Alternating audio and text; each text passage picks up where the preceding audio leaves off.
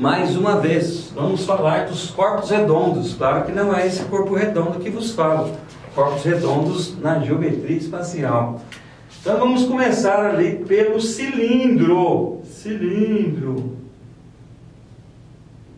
Tem tantos formatos que a gente usa esse termo cilindro, cilíndrico, né?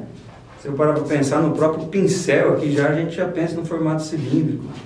Né? A maioria dos copos, garrafas, tem pelo menos uma grande parte do seu formato em forma de cilindro. Mas vamos pensar na ideia básica da sua formação.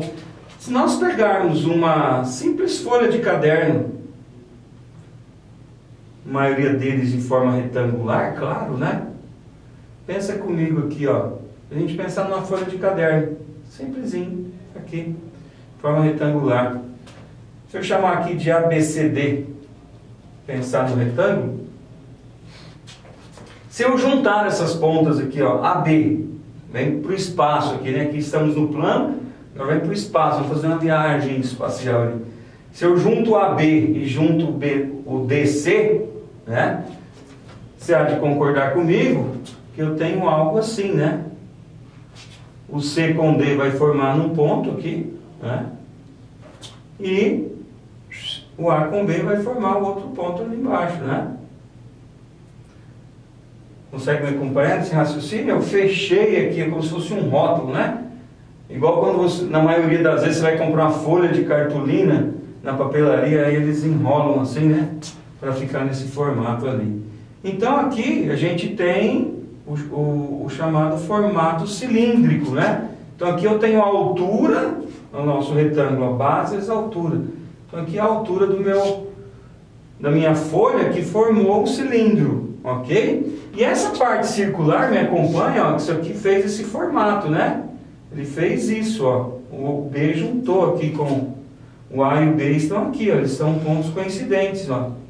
E o C e D ali, né? Juntaram num ponto.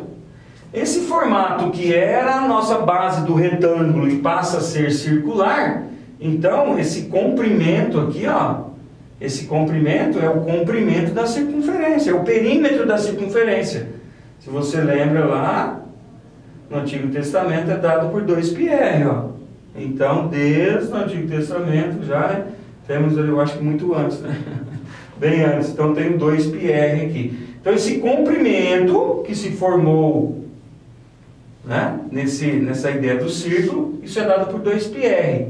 E a altura aqui da nossa folha, que se transforma na altura do nosso cilindro, é o nosso H. Então perceba que eu tenho duas bases, olha a semelhança com o prisma, né? O cilindro tem uma semelhança grande, mas o cilindro, claro, não pode ser chamado de prisma, porque ele é um corpo arredondado, né? Ele não tem ideia de aresta, concorda? De arestas, né? Eu tenho as bases que são circulares, então cada base dessa, né, chama aqui área de base, é dado pela área da circunferência, o πr² tão famoso, né? Então aqui eu tenho a área πr², ok? E esse formato que era a folha aqui, ó, que na verdade se transforma no formato cilíndrico, é a própria área do retângulo, né? Essa área aqui, base vezes altura, ou seja, 2πrh. 2πrh. Olha como ficou simples, então, a gente determinar a área total de um cilindro, né? A área total. Basta a gente pegar as duas bases. É claro que aqui ainda não tinha base, porque foi a folha que se formou, né? Então, imagine que a gente vai fechar isso aqui, né? Vamos pensar numa latinha aí de um refrigerante, uma bebida qualquer. Então aqui tem a base, né, a parte de cima e o fundo, a tampa e o fundo. Então a área total são duas bases, ó, né? Então 2 vezes o πr². E a área lateral é a própria folha, o 2πrh mais 2πrh. Aí fica simples a gente chegar numa fórmula bem simplificada.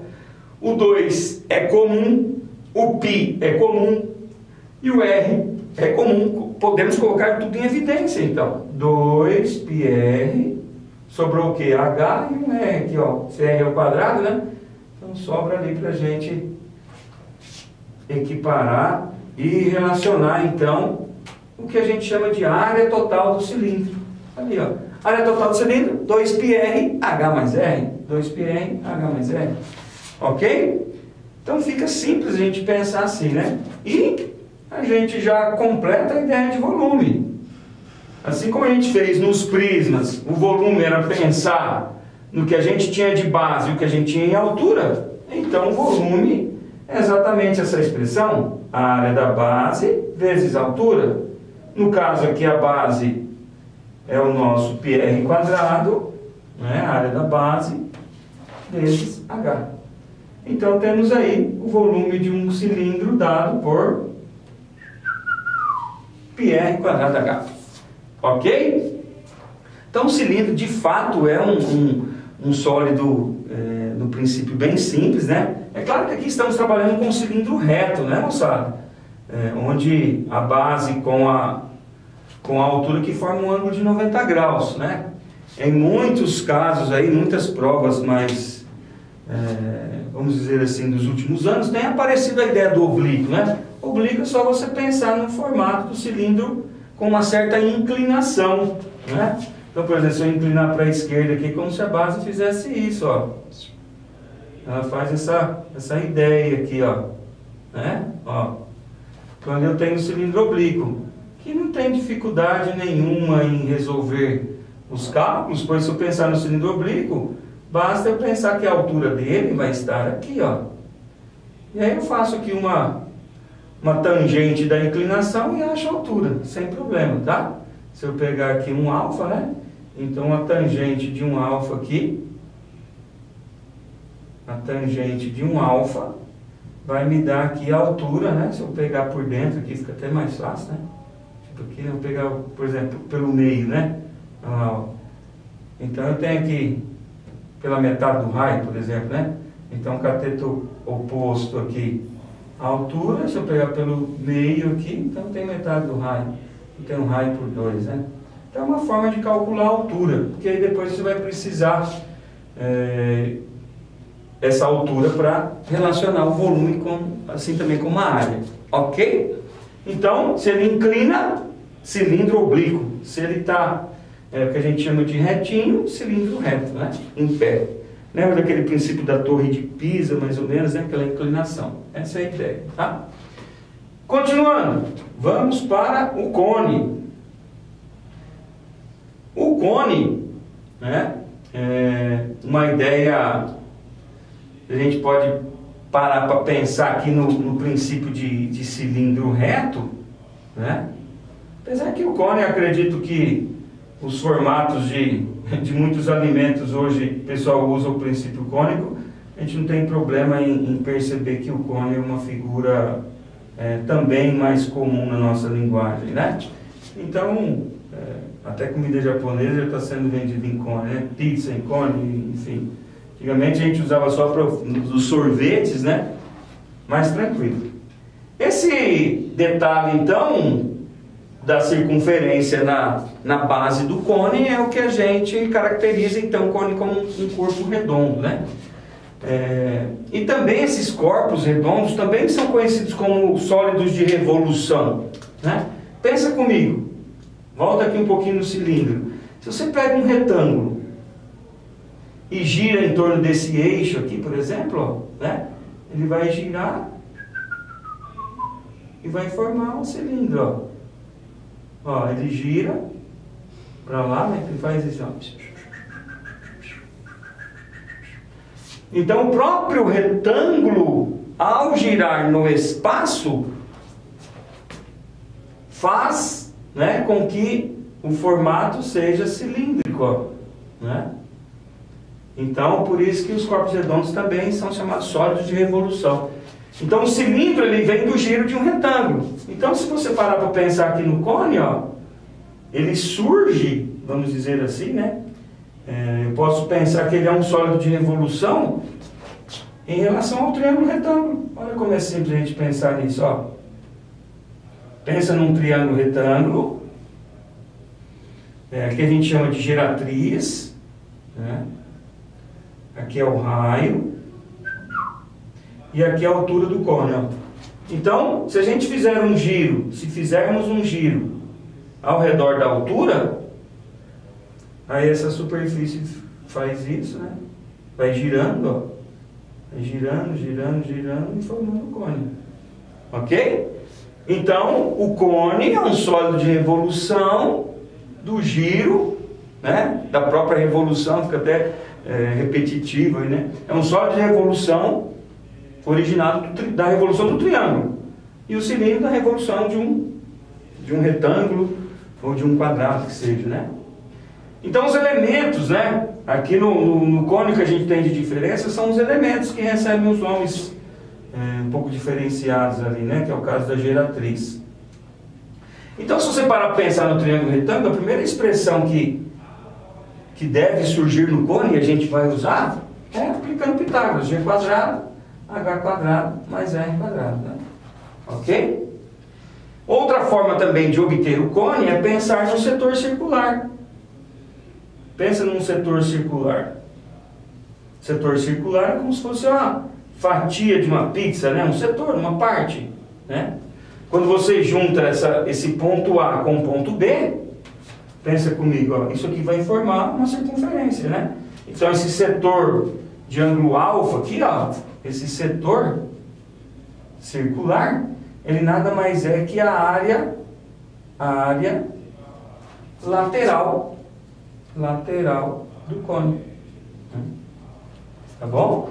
Então o setor circular me dá a área lateral. E a base é a base da circunferência, né?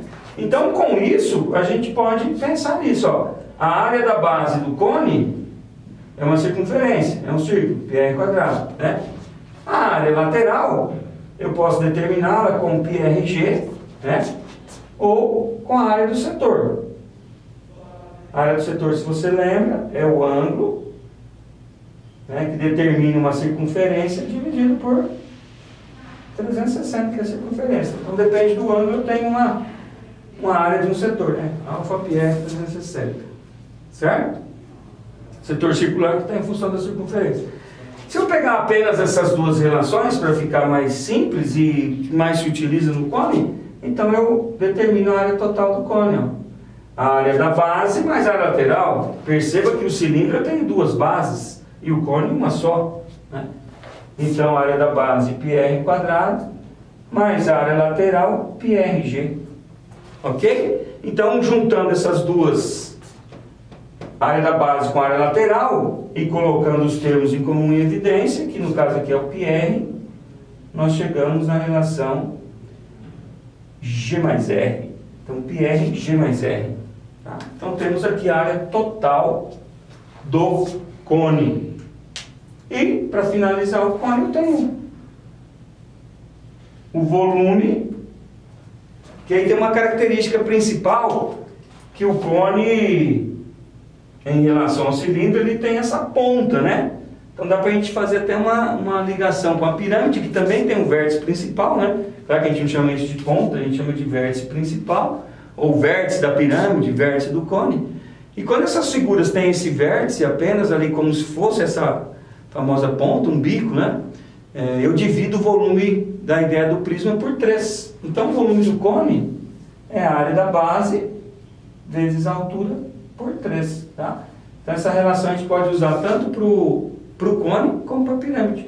É claro que o cone, a área da base é sempre o πr ao quadrado. E as pirâmides diferenciam dos polígonos que tem na base, ok? Então a gente fecha aqui a ideia de cilindro e cone. Na próxima a gente fala da esfera, que tem mais detalhes para a gente estudar. Beijo.